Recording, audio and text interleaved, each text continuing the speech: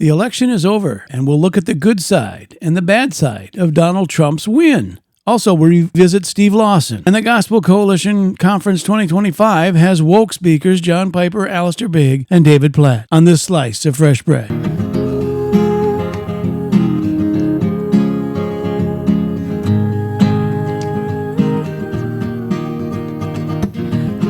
Welcome to Fresh Bread, a podcast ministry of Grace Bible Church, Gainesville, with Pastor Brandon and Pastor Keith.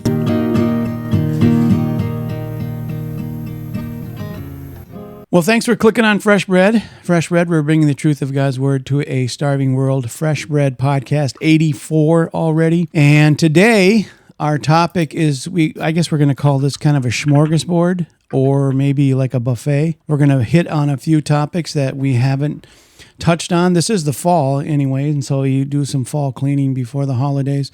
We're going to clean up a few things that maybe we talked about earlier this summer and just kind of retouch up on them and see how things are going and some of the topics that we talked about. But we're going to focus mainly on the election. And yeah, I know we said we were going to be done with that soon, but we just need to touch on the election 2024. It's over. It's done.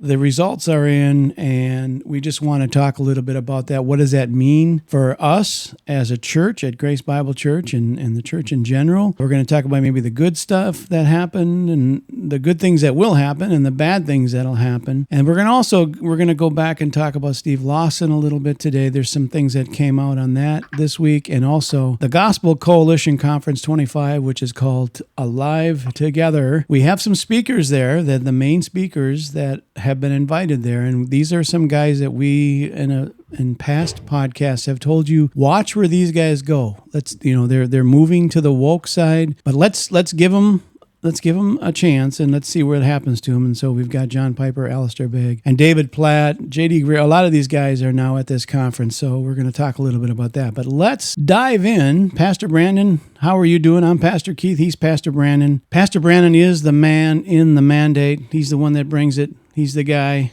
We talk to him. I've listened to a few of these podcasts, and I don't feel like I'm the man. I feel like I'm just a stumbling, bumbling.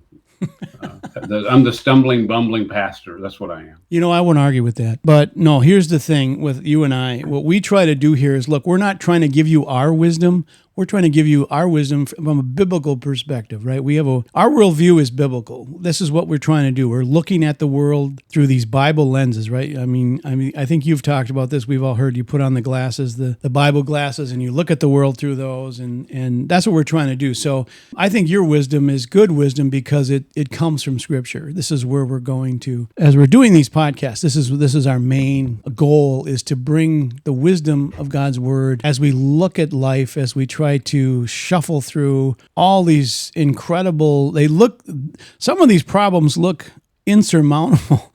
Like, what do you do with this? But when you really boil it down and you look at God's Word and you see it and you're like, yeah, okay, now I understand where this is going and how it got here and all these things. So, well, let's talk about the election. How did you feel about it? What did you do when you found out? Well, so yeah, let me just say up front that last time we talked about the election, Keith, you called it. You said it would be a landslide. I thought that Trump would win. I thought it would be closer, and I thought that there would be room for the court cases and all of that. And I'm happy to say that Keith was right, and hopefully we don't have to go through any of that. Hopefully, the definitely singing a different tune today in terms of some of the things they've said, especially since they lost, and I'm thankful to hear that. I'm thankful to hear that they've changed, because they were calling Trump a fascist, and that they were really making some really I would call, they were calling him a Hitler. They were making accusations that were unfounded, and so I'm thankful that that's stopped at this point now. That doesn't mean that they won't kick it back up between now and the inauguration, and I don't think that they're just going to sit back and do nothing. I think they're going to try to be as disruptive as possible. Even with the House and the Senate. I think the House. I haven't heard if the House has been affirmed to be in Republican control, but definitely the Senate is, and obviously the Supreme Court is, and now the president. So I think that there could very well be some push back at some point. But for now, I mean, I'm thankful. I'm thankful for what happened. But as far as the election, I'm thankful it went the way it did.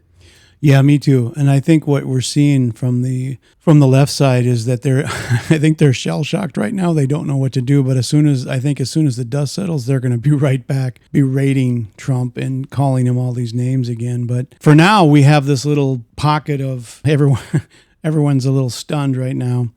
And, I appreciate you saying that I called the election, but really, it was just, I just had a feeling that things were moving in that direction. It just seemed like people were not going with Harris. Like they talk about, if you look at the Democrat side, they say the reason Harris didn't win is because, people are bigots and men won't vote for women. And it's just, but really what it came down to was I call it a moron chip problem when, someone couldn't speak correctly.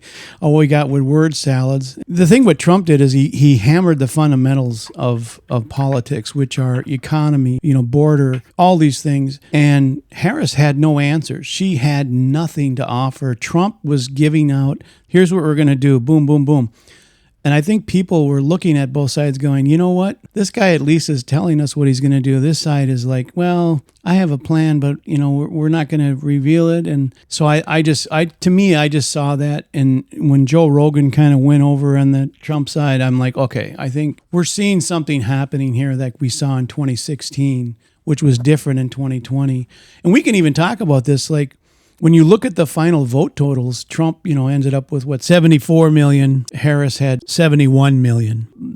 We're missing 20 million votes from 2020. Like, where did these 20 million people go? Because remember, Biden had 82 million or 81 million? 81 million plus. Yeah, I mean, it's for sure, that I think that it needs to be answered. I really do think that. I don't know if Trump will push that at this point. If he'll just move forward, but I really do think that it needs to be answered. That is a real issue, and I've actually tried to look it up a couple of times, but I don't know what percentage of the registered voters voted in supposedly voted in 2020 versus the percentage that voted in 2024. I would suspect that that's a number that would be interesting to see, because it's clear that there was, in terms of excitement, there was just as much excitement this year, in terms of, the passion behind the election. I think there was just as much passion that way in 2024 as there was in 2020. And, for her to lose, I think, 13 million votes. I mean, that's a massive, that's like 15% of the vote that she lost, 15% that she lost from what Biden got. I mean, I just, it's astounding. And when you look at the graph, I mean, you look at the number of votes starting, from, like 2008, 2012, 2016, 2020, 2024, 2020 is way out of line. Like it's a math anomaly. And which tells me that there's something going on with that number. And so what's interesting is I think Trump got somewhere near the same amount of votes this time as he got in 2020. Yeah, he had 74 in 2020. I was just looking at this, right? You look at it, Biden set the all-time record for a presidential popular vote, 81 million in 2020. Trump had 74 million in 2020. Trump had 74 million in 2024. Obama had 69 million in 2008. Harris had 71 million in 2024. Clinton had 65 in 2016. Obama 65. Trump 62 in 2016. So, I mean, you're right. There's all of a sudden it just shot up in 2020. And the only thing I can think of is we all voted by write-in in 2020, right? Nobody was able to go to the polls because of COVID. So were they just more people voted because they could just vote from home? Was that it? Or well, I don't know. I mean, I think that's what needs to be. There has to be some level of investigation that says, how did this happen? Because there was something different. And it could have been that part of that difference is the write-in, and people who are willing to do that as opposed to the vote of mail-in. That is, could it be that was part of the difference? It's just significant. Yes, it's just significant. Yes, the question is, where did these 20 million go? Now, some of them may have passed away during COVID, but that's a lot of people that are missing. Like, where did they go? It's an interesting question. Yeah. We'll have to dive into that someday. But let's get back to the 2024 election. Trump wins, and so now we have. And I guess I can ask you this question. Do you think he will, and it's sad to even have to ask this, but do you think he'll be alive in January to be sworn in, or do you think they're going to attempt another assassination on him? Well, I mean, I said that last week that I didn't think that he would take office because they would. I think I've kind of moderated on that a little bit because number one, the landslide. I mean, I think that it would be.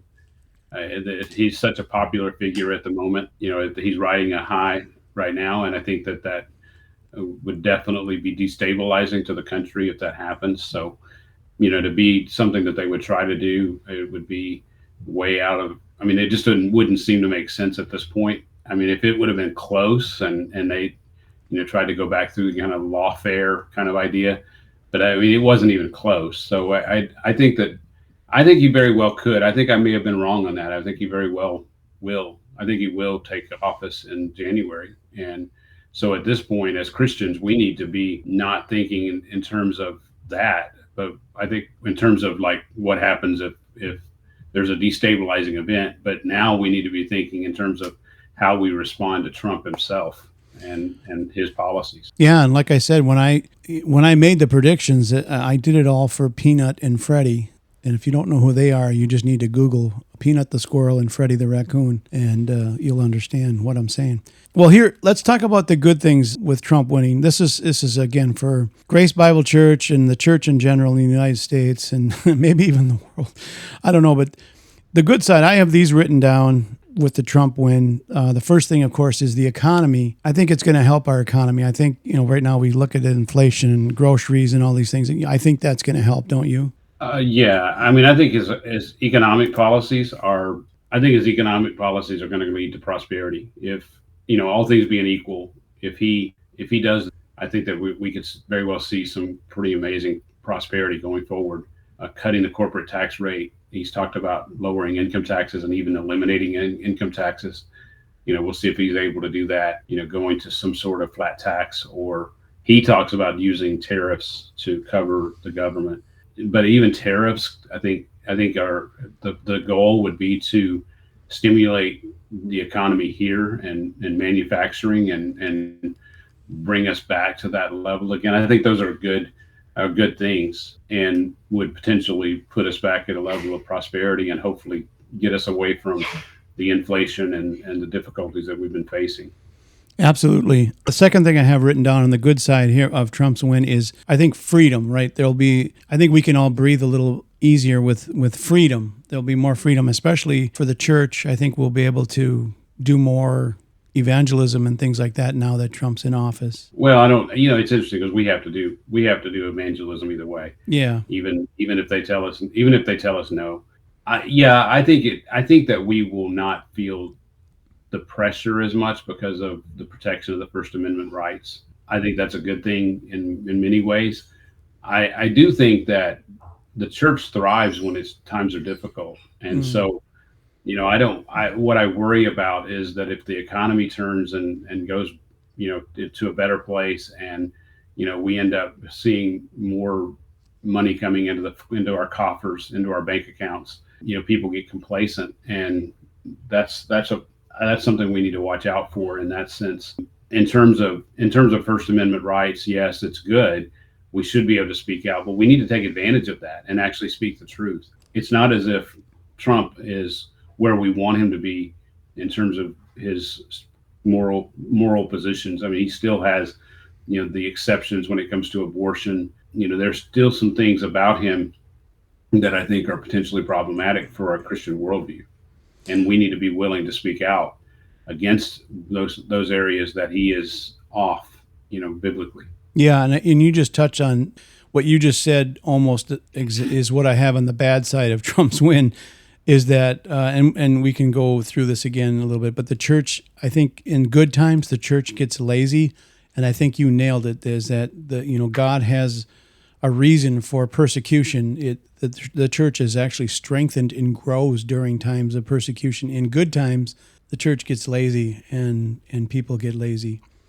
Well, I think that's where we are at least in terms of the 2024 situation where, I think that we pulled back from the brink in many ways with some of the things the Democrats would have pushed. And if they would have won in 2024, I think it would have been on the last 4 years on steroids. Oof. In terms of some of the things that they were going to do, with some of these movements, the LGBTQ, that whole alphabet soup movement, and the transsexual stuff that was going on in schools, and affirming teenagers, young teenagers, in terms of their wanting to be a different sex. I mean, there's so many, basically transsexuals on, different, women's teams and competing in that way.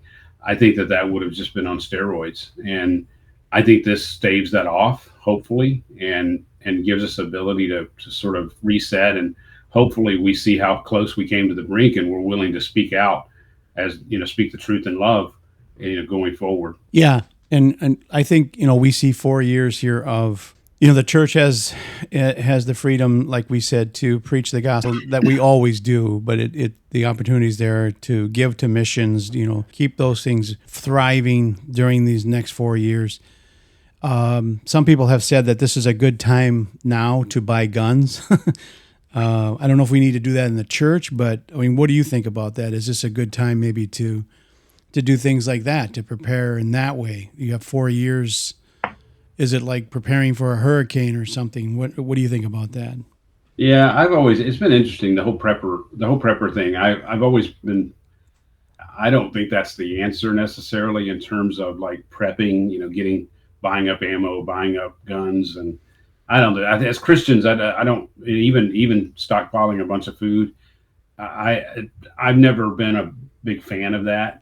It's something that I've thought about, but I've never been a huge fan of it, because we just need to trust the Lord. And I think there needs to be a preparation, in the sense of preparing our minds and hearts for difficult times.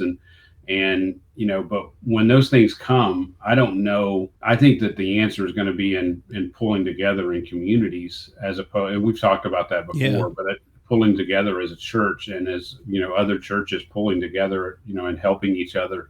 I think that's going to be more the answer than, personally, as a Christian, stockpiling food and stockpiling ammo, stockpiling arms, stuff like that. I don't think that's the answer. And I don't think that's I don't think that's what we should be doing as Christians. I'm not anti-gun. I'm not anti-ammunition. I'm not anti-stockpiling food, but I think that gets through. I mean, if they arrest you, then what is that going to help? So, Well, this is kind of a piggyback on this question. It's not one that I had, but I'm just interested in how you feel about this. Do you think we're ever going to get to a point in America where owning a gun will be against the law? Oh, it's possible. You think guns? Second Amendment has been such a major part of the United States, and I think the United States. There's definitely a lot of guns in the United States, but I think that we were probably on the cusp of beginning to move in that direction with the Democratic control, the way they handle things, especially if they had control of the Senate and the House of Representatives and the presidency, and then started packing the court. I think that could potentially happen. Europe is already there, so to think that we couldn't get there, I think would be.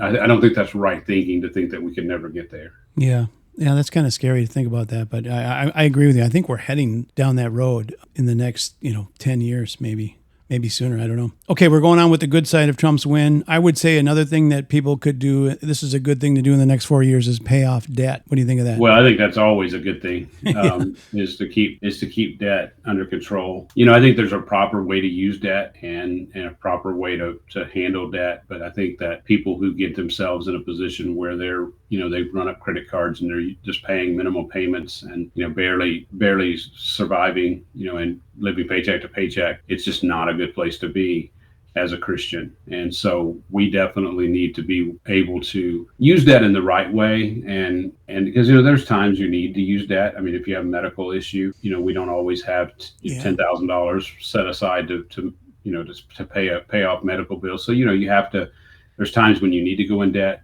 sometimes to buy a house, many times to buy a house, you have to go into debt. But I think that we have to be careful in that, and not be in a position where we're just living paycheck to paycheck and barely paying our debt payments. That's a no-go. And I think that as Christians, we should never be in that position. But for sure, especially if there's some prosperity that's coming up, we need to use that as an opportunity. If we are in a position similar to that, we definitely need to use that as an opportunity to get ourselves, right the ship. Yeah, absolutely. That's good advice. As we go on with the good side of Trump's win, this is a big one for you and I. The good side is Fresh Bread will now get back to talking about doctrine more than the election. So that's a good one. Hopefully that we can do the 5 solas, we can do election, we can do all these things now again. So Well, yeah, I've laughed and I've quipped that we're done talking about the election. Now let's talk about election. So yeah, I'm ready to move on. I mean, I think it's been important that it's been critical that we talked about it. Even the episode we did on the, how to vote, how we're voting, Yeah. and the follow up episode where we talked about about it. I think that's good, but I think I'm ready. I know I'm ready to move on, and let's plow some new fields here over the next few months.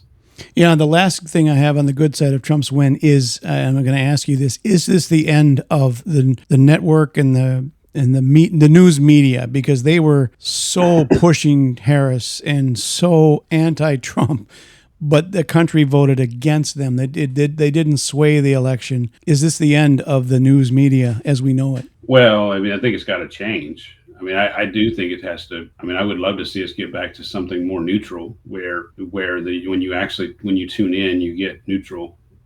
Something I say neutral. What I mean is that they're challenging both sides. Where they're legitimately challenging what's going on, and getting these politicians, keeping these politicians honest on both sides. Because, I think the danger I know the danger that we have for this now that Trump has won is that, oh, well, now everything's going to be set right. Messiah Trump is on the throne. And, I think that's a grave danger for us. And that's the biggest issue that I see right now, is thinking that Messiah Trump's on the throne and it's all going to be made right. But back to the whole media thing, I think that it has to change, and we have to believe, or have to be able to believe, what the media is saying. And the way they have to do that is to get back to reporting the news and challenging both sides, and challenging Trump, but also challenging the Democrats. And I don't think we should just trust everything that Trump says and what Trump wants to do. I think he needs to be challenged, and I think he needs to be held accountable. And really, the news has historically been, the news networks have historically been what has challenged these people, and they've just become basically a propaganda arm for whatever. And it's on both sides. I mean, you have the MSNBC, CNN, NBC, CBS. They're just propaganda arms for the Democratic Party, and others that are on the right that are basically propaganda arms for the Republican Party. And I don't think that's healthy. I don't think it's healthy, because it silos us and doesn't really open us up to the true issues and understanding the true issues. Yeah, when I was a kid, the newsmen, they all looked really haggard all the time, like tired. They all, smoked cigarettes all the time. And I think the reason is because they were actually checking facts. They were actually trying to see if this is true or not. And nowadays it's like, they just report whatever they feel like reporting. And yeah, I think that I just think that I think what we've gotten into is that basically it sounds, what it seems like, they give the talking points are given out, and they don't ever challenge them. There's just just whatever the talking points are, they just parrot those, and they don't challenge the source. They don't challenge them and ask tough questions, and they just sort of, even the debates were just, it was a farce. Oh, yeah. And it was obvious that the moderators were not unbiased. They were biased in one direction, and we need to get away from that. So, it's interesting, because I think you're right. I think that it has to change. I think that the podcast culture, where anyone can get on and start talking and start addressing some of these things. I think that's been incredibly helpful. As an example, the Glenn Becks, the Shapiros, the Rogans, and others who have developed these podcasts, I think that's been very helpful in terms of giving basically a different point of view than you're going to get on network news. And even Fox is, I don't think you could trust them either. So I've really appreciated the fact that we have YouTube, that we have these various platforms, X, that we have these various platforms that we can actually know what hear unbiased, or if it's biased, we know it's biased, and you can, but at least they can say what they want to say, and we can choose to believe it or not. Yeah. How long has it been since you watched like ABC, CBS, or NBC News? Oh, I can't remember. I can't remember watching. I don't trust them. They're obviously biased. Exactly. And they're geared, and truly they're geared to low information voters, like people who don't want it. They don't know. They don't want to know. They just want to be told what to believe. Yeah. And I'm not that. I want to hear the truth. I want to hear the facts, and I want to be able to form my own opinion. And I don't want to be told what to think. And so, I want to be able to hear what's out there and be able to form an opinion on my own. Yeah. Critical thinking is lost in our country right now. Yeah. I was going to say, when I'm one of the more critical thinkers that are out there, and I think I am one of the more critical thinkers, there's something wrong, because I don't think I'm a very accomplished critical thinker. So, well, we're over the age of 50. I think anyone over the age of 50 has a better critical, maybe even 40. I don't know. But yeah, we were taught in school, challenge things more, but I think now it's not like that. Everything's changed. So. Sure. We kind of touched on some of the. We're going to wrap up the election thing here pretty soon. We'll even talk about some of the amendments that in Florida. But for right now, the bad side, we kind of touched on all this. The church gets lazy with when Trump won. This is kind of the bad things that can happen the next 4 years. The church can get lazy, and you touched on this just a moment ago. There's Trump worship that can happen as well. Right, he becomes a savior. Yeah. I even heard one Christian guy talk about this is going to usher in the golden age. Yeah, I saw that, and we have to avoid that kind of thinking. I think that's the kind of thinking that makes us complacent, and I think that there's something around. I don't think there's any less something potentially around the bend than what we had a week ago. So. Yeah, my whole motto through this entire election has been God's eternal plan of redemption is coming off without a hitch. I mean, we don't have to. There's nothing that's going to happen that God hasn't ordained. So let's talk a little bit about amen, brother. Can I hear an amen? I see that. I hear an amen. Amen. Well, let's talk a little bit about the Florida amendments that were important. That we had the marijuana one, and we also had the abortion one, and they both lost. They actually both had more votes, right? They both had a simple majority, but they needed to reach the 60% threshold, which I'm very thankful for, because I think they were both within a couple of percentage points of passing, which is a little bit scary that people that are walking the street, they have this completely different thought process than I do, which is not unexpected. I mean, it's certainly not unexpected, but I'm thankful for the 60% threshold. Yeah, the abortion one was it 58 almost? I think so. That was really close. And then the marijuana one, we're thankful because we have another 4 years of fresh air. But both of them did not pass, and so we are very thankful for that. Both of those. Hopefully they don't come back. Well, they will, unfortunately. I mean, they're not going to stop, and that's why we can't rest. We have to.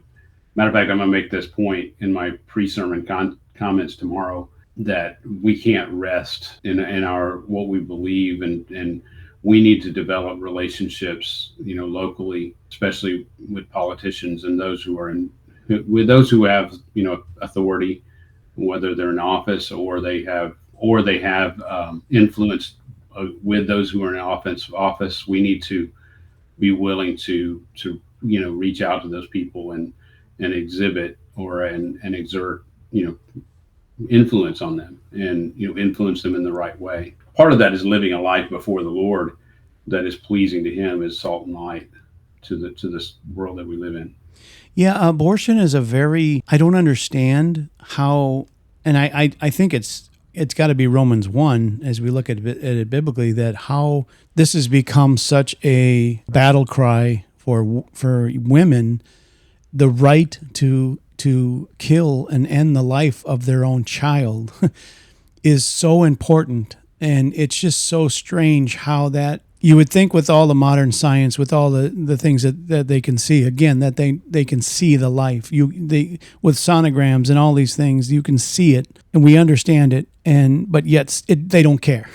They just don't care. And it's like, I don't know how we, even as a church, I mean, I guess we just start by showing, Psalm 139 and walking through, when does God see life beginning? We see it at conception. We see that God is a God of life, right? Man is created in his image. God would never be pro-choice, but I don't know. Yeah, I guess we just keep hammering that, right? We just keep hammering the truth. Yeah, I mean, the child sacrifice culture is alive and well. That's what we desire, is to be able to sacrifice our children. I'm talking about as a culture, to stand against that. And yeah, and I will say, I just think it's an emotional argument, because it's being tied back to a woman's freedom to be able to have a job, to be able to work and be unencumbered, to be able to, unfortunately, to be able to be promiscuous and not have any consequences. And just like men in that sense, because men don't have to deal with, I mean, they don't have to get pregnant, and it doesn't affect their career. And so women want that, and it ends up being this big emotional argument. And I think that, I mean, it's funny because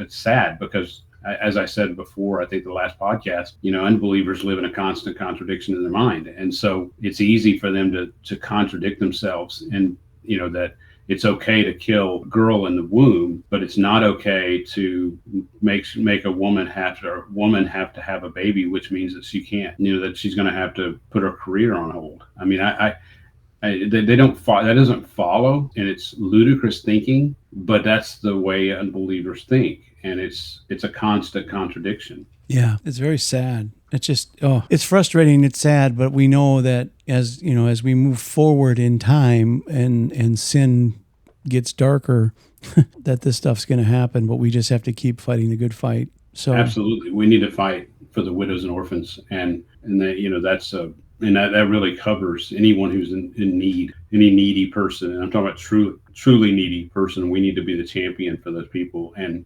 there is nothing more needy than a baby in the womb when the mother doesn't want it and is willing to have someone invade that private, safe place, with forceps in order to rid her of that child. And that's brutal. It's sinful. It's dark, and we need to be willing to stand in the gap. Absolutely. I think, again, it's one. I don't want to go into it because we don't have time, but if we did, and I can edit this out, but it's almost like evolution. If you really analyze evolution, it is a theory and it's ridiculous. But if you really look at what happens during an abortion, it's shocking and it's sad. But you don't want to see that. You don't want to know that part. You just want to know, hey, the pregnancy's over. That's all you care about. Yeah, it is sad. You put your own comfort and freedom above the life of a child. Oh, it's just unbelievable self-absorption. And we've talked about this before. I don't understand why we as a country don't incentivize adoption. Like, I don't understand why these girls that put themselves in this position. Okay, so everyone who has a child should want that child and raise it. I mean, that's just, in a perfect world, that's what it would be. I do recognize that there are times when that's just not true, and it's because we live in a fallen world. And yet, at the same time, it's like, why are we not incentivizing parents, prospective parents who would love a child, to be able to adopt, even for free? Why aren't we covering that? So we're covering, the cost of an abortion. We're trying, that's what the culture wants, is to cover the cost and make it available. Why not cover the cost of adoption and make that available? I mean, obviously the woman has to carry the child for the 9 months, and that's a sacrifice. But I think that's a small sacrifice to keep the baby alive and be able to have them where they need to be. So, and in terms of a loving home. And so I just don't understand. It's a contradiction. It's a contradiction that we just want to get rid of it. We just want it gone, and we don't want to deal with it anymore. We're just a few days of feeling bad because of whatever physical, that's, I mean, it is an invasive procedure, and but I'm willing to pay the money and have those few days of feeling terrible, and then now I'm back in business again. It's just terrible. Yes, I look at abortion as, if you look in the dictionary under self-absorption, that's the definition right there. So Yeah. Yes. last word on the election. You were very surprised at Florida, were you not, with the how conservative it's become? Well, there's been a little bit of, and this was the news media, but it was even conservative media that was sort of seeing Florida as more pink than red. Yeah. And I think that narrative, I kind of fell for that narrative a little bit, that we were in danger. And what's interesting is when DeSantis won back in his first election, he won. I remember, I mean, had we gone that direction, we would be in a completely different state today. Like Florida would be completely different. And that election was very close between DeSantis and Andrew Gillum, I think is his name. He was a Democrat. He ended up getting caught with a male prostitute right after that. And I mean, he was a disaster waiting to happen, and he almost won that election. And so it hasn't been that long ago that we really were pink. And, even back in the Bush Gore days, I mean, it was just a barely on the conservative side. So Florida's always been in play in terms of, I mean, I say always, but generally in the past several elections has been in play. And I think that's because of prosperity. And I think it's because of freedom, and the fact that, even during the COVID 2020 situation, DeSantis opened up the state quicker than everybody else. And, he really did a lot of great things, and we continue to do a lot of great things. And there's a lot of very conservative politicians. Florida has a deep bench, and I think we're going to see some Florida politicians be involved in the Trump administration going forward. Yeah, Florida was always kind of a swing state, and now it's almost solid red. So. This election really did surprise me how red it went. And part of that is because the Hispanic population here, the Cuban population and others have been so staunch toward conservatism. I would say they have leaned more toward conservatism than in other states. And so I think that the pattern that we have here, I think that it's a pattern that needs to be dealt with. I mean, California, I think, is in play at this point. If they can get the Hispanic population to realize that Republican values are actually more in line with their own, values in general, in terms of family and in terms of some of the things that they believe, I think that if they get to the point where they realize that the Republican Party is better for them than the Democrat Party, I think that California may be in play. And so, and I've heard people say that California, because the gap was closed in California quite significantly in this election. And so I think that that's a pattern that the Republicans really need to push, because the Hispanic population is pro-family, and by and large, in how they live is pretty conservative. Yeah, absolutely. Absolutely. And it's amazing how Trump did so much better with minorities than he did in 2020 or 2016. I mean, I think he jumped like almost 20 points especially among black males. Yeah, and Latinos. Yeah, there's definitely been some things that have changed in terms of what those guys. I mean, they're beginning to see that that the Democrats are not for them, and they're not for masculinity at any level. It doesn't matter whether you're black or white or Latino or whatever. And so, yeah, I think that's a big story that I think will continue to be told.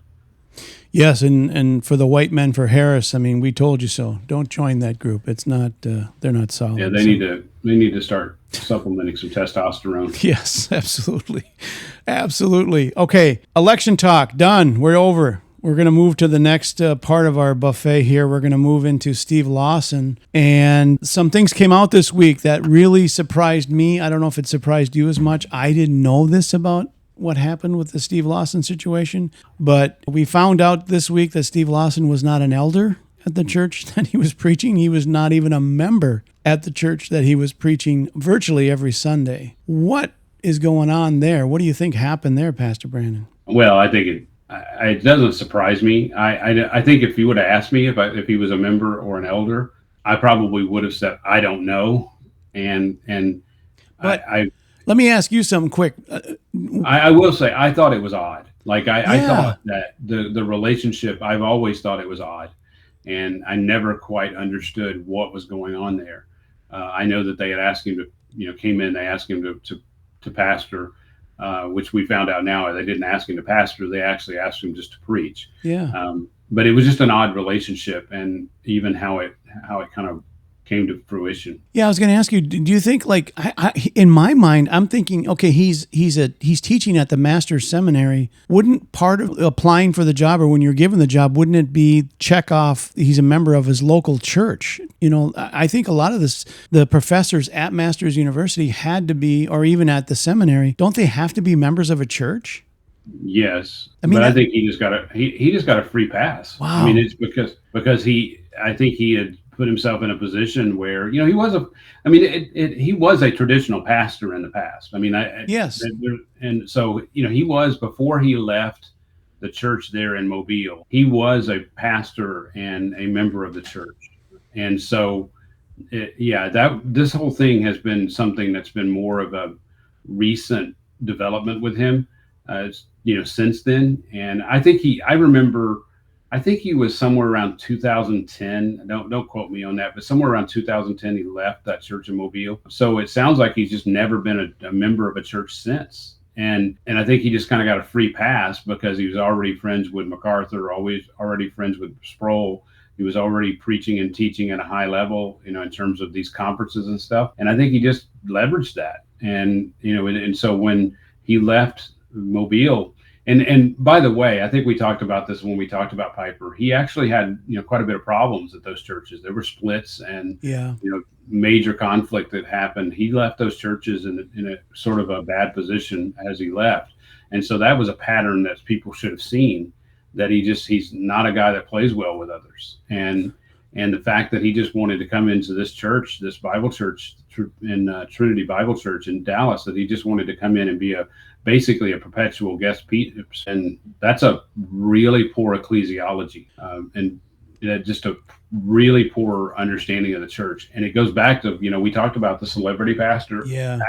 that that all of a sudden, just because you're a celebrity and you have all these followers, that you sort of set your own pace, and there's no accountability. And I think that culture needs to be questioned, and we need to be willing to ask the hard questions. And really, ultimately, what this shows is God's wisdom, that the local church is what needs to be at the center of a Christian's life. Absolutely. I'm going to defend Steve Lawson just a little bit here, is because he had, like you said, he has been a pastor twice. It didn't go well in both of those. So he did let Trinity know that he was not interested in being their pastor. Somehow he became the guest speaker almost every Sunday, and they paid him to preach. That's all they did. And here's the thing I don't understand, though. Why wouldn't he become a member if he's living in that area? At least become a member of the local church. Well, I think at this point we know it's because, or it definitely seems as though he just didn't want accountability. And so becoming a member. Right. And that's what kind of led to, I think, what happened, right? Because the elders, because now it makes sense. As we read the story, we were kind of like, the way they worded everything, it said he wasn't fired as pastor. He was taken away from all of his ministry duties. Ministry activities. Yeah. And so it was kind of odd, but that makes sense. They had no authority to try to bring him back, restore him, because he wasn't a member and he's not an elder. And what I found out also is, when you dig into the story right now, he's living in Tennessee right now, and his wife and his daughter are living in Dallas, and he's uncooperative. He doesn't want any part of what's going on. And that just kind of breaks my heart when you read things like that. Yeah, this article that we read says he's exceedingly uncooperative. Yeah. And obviously we don't know specifically what that means, but the hope is that a guilty pastor would fess up and that he would confess, and that he would say this was sin, and I was leading a sinful life and need accountability. He didn't do that. I think of there was a pastor that preached at TMS a few times in the chapel. I think Art Azuria. You remember him? Yeah, I remember the name. Yeah. Yeah, he was caught in an affair, and he handled it, at least on the outside looking in. He handled it well. Like he if you can even go now, I think, to his Facebook page, and it says that you look, I sinned, and it's a complete confession. There's an open letter, I think it is, and it's a complete confession of his sin and how many people he hurt, and he asked for forgiveness, and as far as I know, I mean, he's never really attempted any sort of comeback or anything, which obviously he's disqualified, and so we just haven't seen that, at least from what we can tell, we haven't seen that with Steve Lawson, and it's sad. It's a sad state of affairs. But I think what we have to, as Christians, we have to recognize that it was the culture that led him to that, to be able to live that life and be in the position that he's in. And we need to understand that we need strong local churches who are pastored by elders who love the flock and who are involved with the flock, and who are being held accountable by each other and the flock, and ultimately by the Lord. Yeah, absolutely. It's just mind-boggling when these came out this week. I was just dumbfounded that, he's not even a member of the church. He's not an elder. I just took that for granted. Yeah, my heart breaks too for this. I love Steve Lawson was one of the big influences in my life, and it's funny as I look back, and I think we touched on this when we did our Steve Lawson podcast. And we're not trying to pile on him. We're just trying to share this information, and hopefully we learn from this as well as you do, and our listeners. But we saw things in Steve Lawson, at least. I mean, you saw them before I did. He's kind of a diva. He has the $1,000 pen and this, the way the uniform and all these things.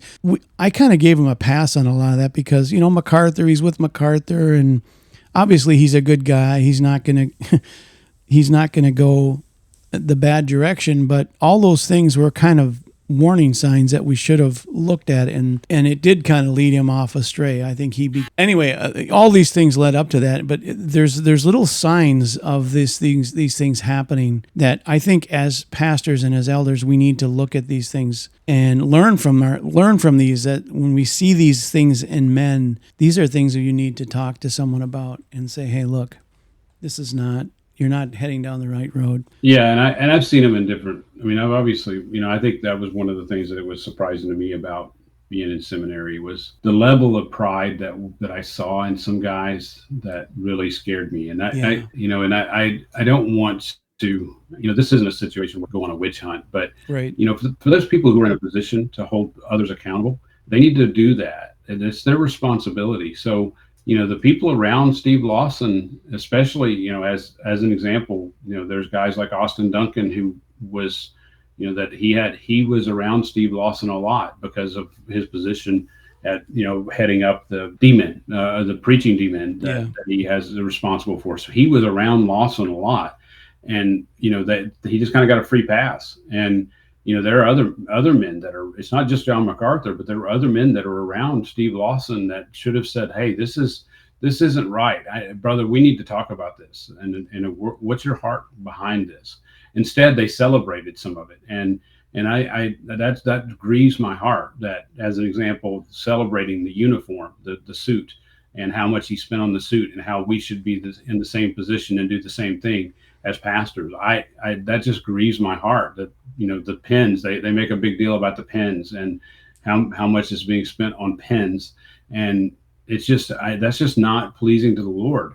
And I just don't see how, I don't know why we let, we went down that road, and we shouldn't go down that road anymore. Yeah, we can't let, just because of who they're associated with, a free pass. And I think we've all learned a lesson there. And our hearts are still, aching for Steve Lawson. We're still praying that he'll repent and be restored back into the Lord, and maybe never in ministry again, but at least, that part. And yeah, I mean, that's my prayer, is that if I don't understand why he's in Tennessee and his wife's in Dallas, but we're praying that all that, will be reconciled eventually in our hearts. So, wow, that's a tough one. Yep. And now at the time we have left, just quickly, we're going to touch on we did a couple podcasts on John Piper and some other guys. We did one on Alistair Begg. We haven't really done one on David Platt, but we have touched on that. This is one I would also like to do. I think David Platt, if there's a new documentary out on him, and if you watch it, it's stunning. This guy should not be a pastor. He's not qualified. And we looked at John Piper and we said, watch out,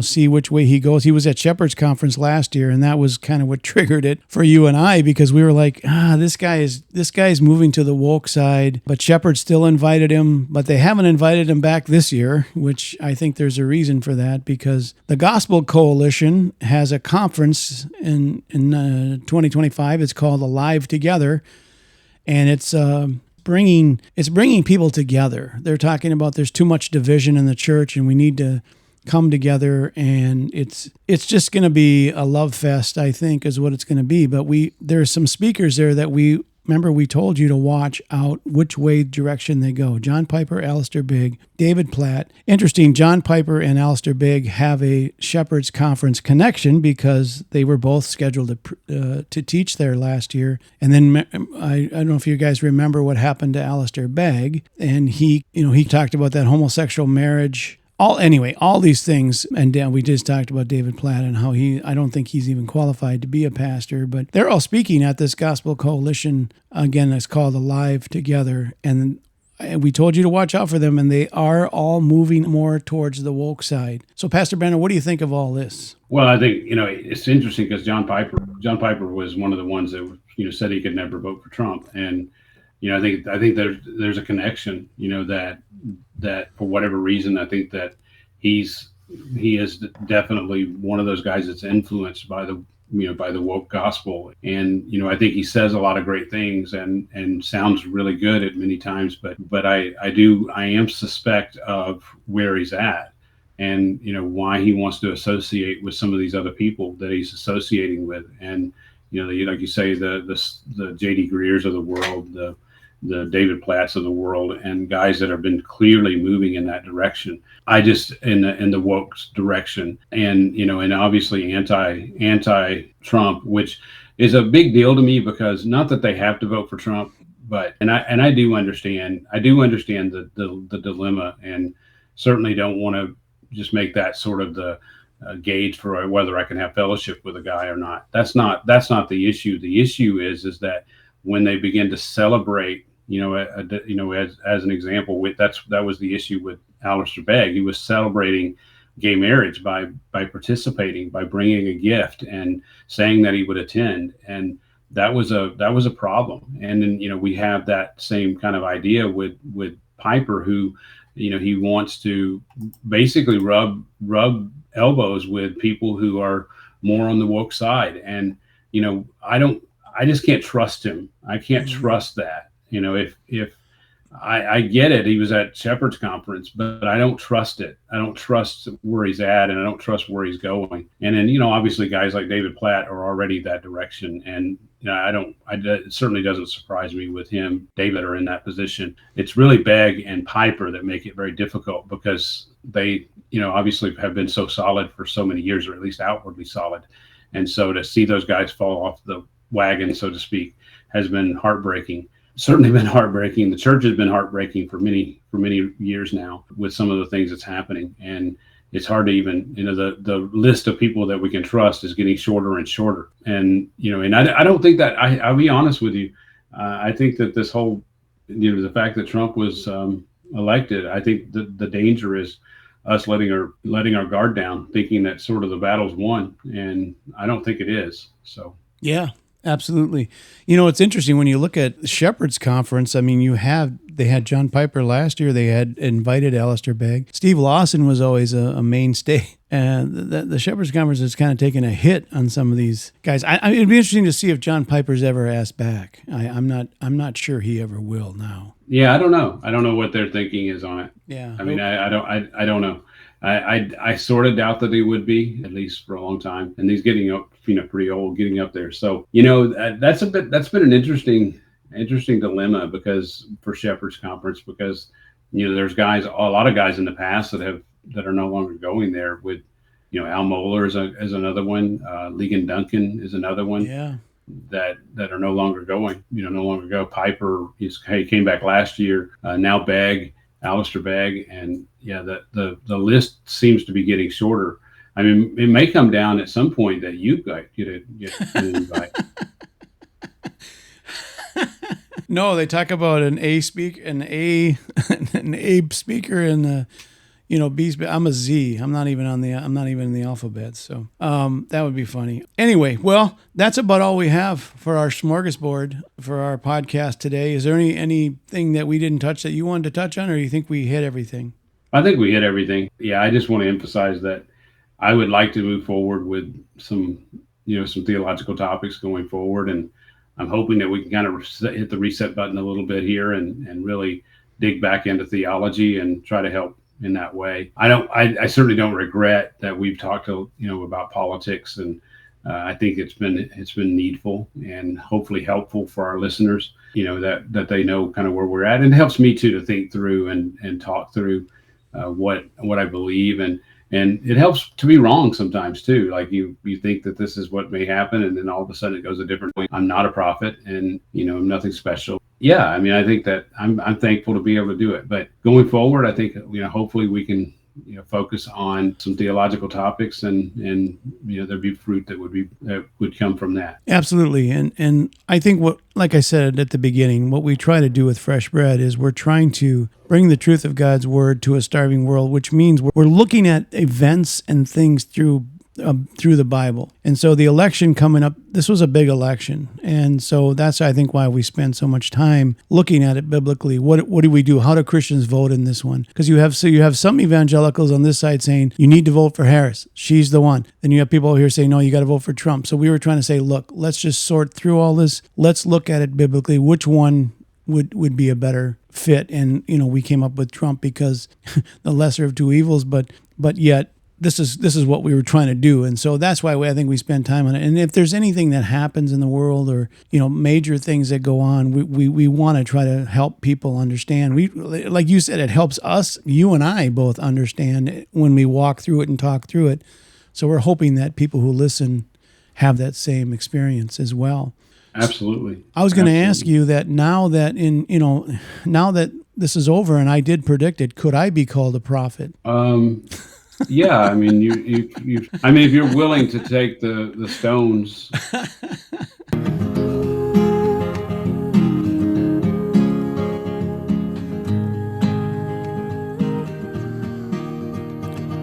You've been listening to Fresh Bread, a podcast ministry of Grace Bible Church Gainesville. For more information, go to gracegainesville.org. And thanks for listening.